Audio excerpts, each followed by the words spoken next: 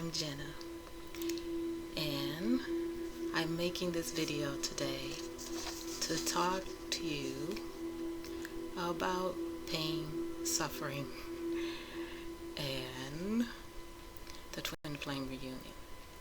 But first, I need to clarify something concerning myself, because I think there's a little confusion about what I'm actually doing here on the internet. I didn't make my mission clear, and so I didn't think I had to really. I have some notes, so excuse me when I look down, because I want to make sure that I get all of this in, because it's important. Now, first of all, I have a strange way of introducing myself. I am Jenna, or I'm Jenna, because I don't want me to talk to you. I don't want I to talk to you. I want the I am to speak through me, and that's why I introduce myself that way. Next of all, I am not here to teach those who are trained in Hermetic teachings from childhood. You guys have wonderful teachers, and you should listen to them, because you're on a different path from myself. Now, that doesn't mean that you can't watch my videos, or I'm telling you not to watch my videos, but I'm just explaining you should listen to your teachers, because they're experts on you. I am not.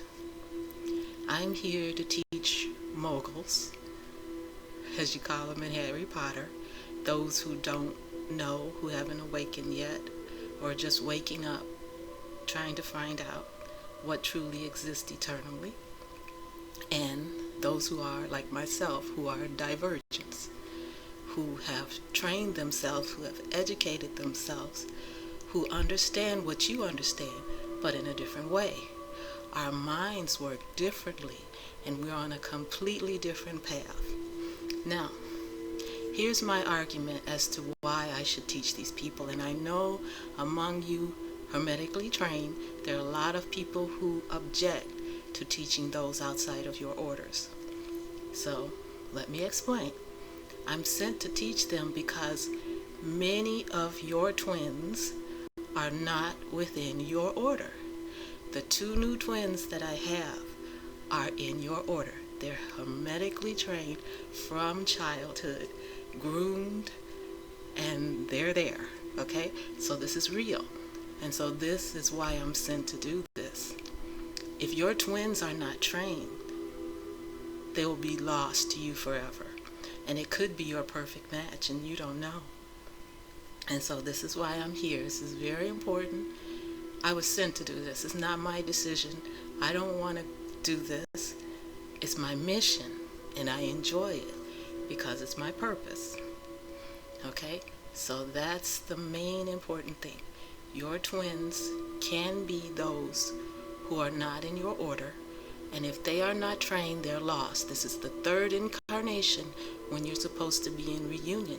You're not coming back down here to earth again, and you know perfectly well those who don't understand, when they die, they get confused, and so they wander, and they're lost. Okay? You know better than I do.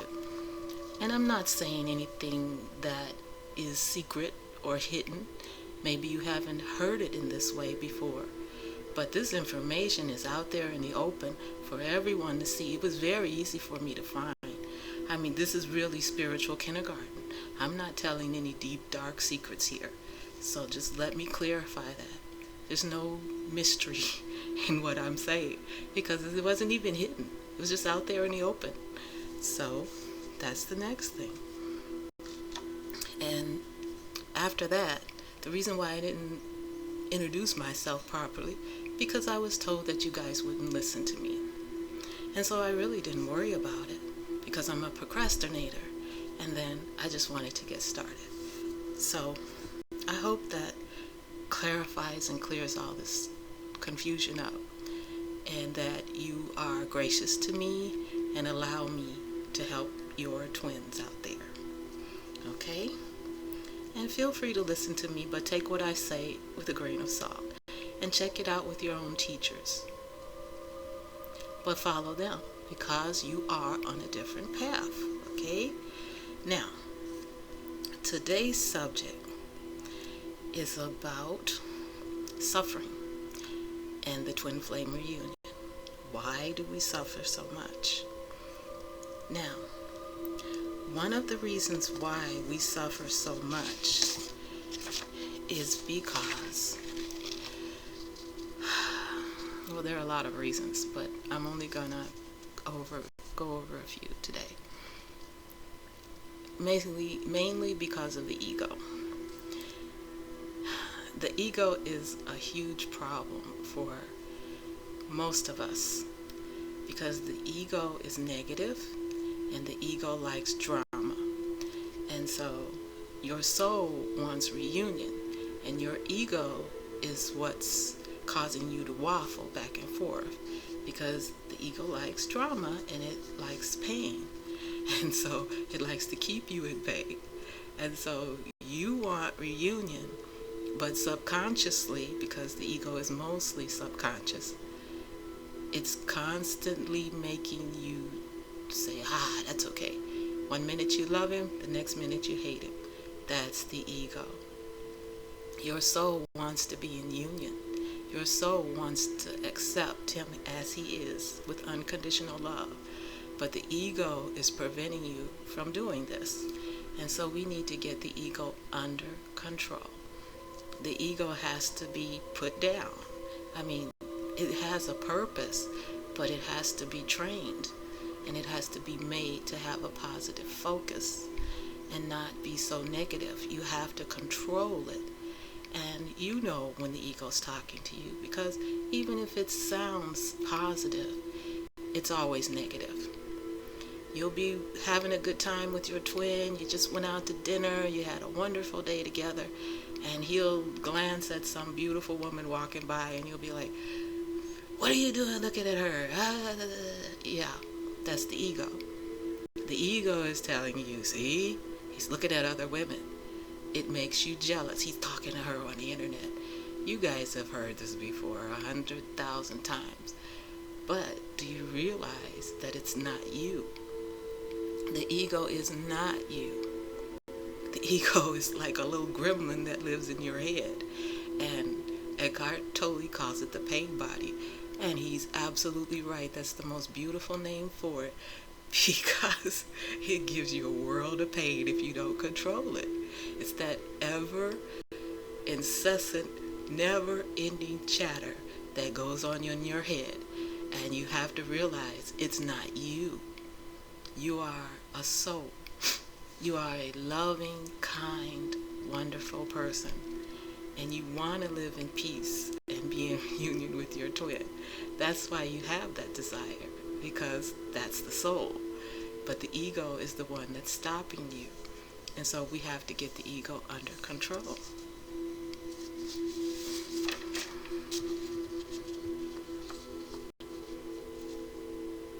Now, the next subject is, I have to clear up a little bit of the thing about the soul, okay? You are forever a female if you are female. If you are male, you are forever a male. That is for all eternity. And so we have to become whole and complete within ourselves. The male is powerful as a male, being masculine, and a female is powerful as a female, being feminine. But you have to take on the aspects of the other soul. You have to take on the aspects of the opposite sex, which is I, as a female, have to take on the mind of Christ, and you, as a male, have to take on love. We have to learn and accept the opposite sex traits and make them a part of our being. And in this way, we become whole and complete. Now, you know that you're whole because you're happy being alone. happy being alone and doing my mission all by myself. And so that shows me that I'm whole. But I'm far from being perfect.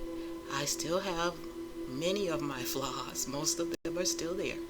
And I got a lot to deal with. I got a lot of work to do. But I'm whole because that's the sign.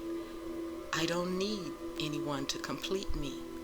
So if someone comes along who can help me with my mission, then I'm able to accept them and love them with unconditional love, which for me means I call it loving with a free hand. They're free to come as they please. They're free to leave as they please. They don't have to do anything for me. If they want to help me, fine. If they don't want to help me, that's fine too. I'm good either way. But we're more powerful when we are able to work with another. As it says in the Bible, 1 can chase 1,000, but 2 can chase 10,000. And so this is what it means. When we work together and we put our energies together, then we're extremely powerful and we can get way more done. And so this is why you're seeing those who work as couples are far more successful than those of us who are working alone. Just pay attention to that. It's very true. Okay? So I hope that's clear, and I hope this helps. But yes, the twin flame reunion. Oh, and that's one thing I want to explain to you guys. I'm trying to tell you, okay, I think because I'm Christian, because I'm a follower of Christ, I used to be a Christian, but I'm a follower of Christ. Because I follow Christ, you have a misconception that I'm telling you you have to do this or you should do this. Or no, with me there is no shoulds. Everything is a choice. I've grown beyond the do's and don'ts, God. I don't believe in that anymore. Everyone has a measure of free will. And so you grow into this. Think about it in a common sense way. It's only natural for a man and a woman over time, as your body diminishes, that you no longer need a sexual relationship. And so it's easy when you're older. That's why I try to give you guys a hint and say it becomes something else. Because ultimately it becomes something else. That's what happened. But that was a choice. My husband and I decided to become celibate when we understood that was a choice. I didn't force him. He didn't force me. It was a mutual decision. And that's the way it works for us. And it may not work that way for you because you're trained and you're wired differently. So I can't tell you your way because I didn't grow up trained in Hermetic teachings. So I'm just telling you my path, and I'm talking to divergence, okay? Understand, I'm talking to divergence. We're going to be different, and we're going home a different way. We have a slightly different path than you guys. So just understand that. But no, as far as me, there's no such thing as do's and don'ts.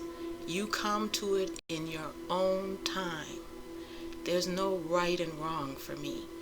I mean, there's no, you can't drink, you can't smoke, you can't do this. My husband smoked until the day he died. I never said a word to him. I accepted this. That's who he was. God makes you who you are. That's the way I look at it. Who am I to complain about it? That is unconditional love and acceptance. I accept you guys all for who you are. I love you all for who you are. I may not enjoy you, but I love you anyway. And so that's just how life is. And basically, you love your twins. I think women will understand this way. You love your twin the way you love your mom. You love your twin the way you love your best friend, your girl. You love your twins the way you love your children. And that is unconditional love, because sometimes they drive you crazy and they have their strange little odd habits, but you accept it.